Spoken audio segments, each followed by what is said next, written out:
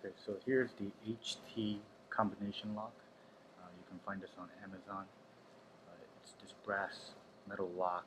Um, it comes in a pack of two, and it's small, and obviously you can set your own combination. I set mine to 0515.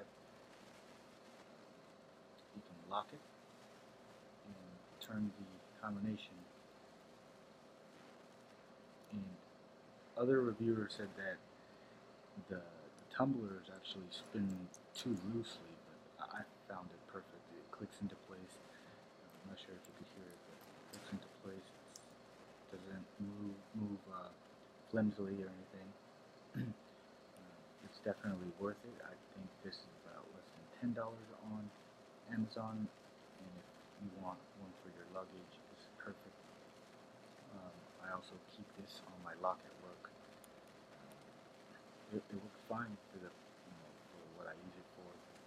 Obviously, somebody can just cut it off easily, but it acts as more of a deterrent than anything. Anyways, check this out.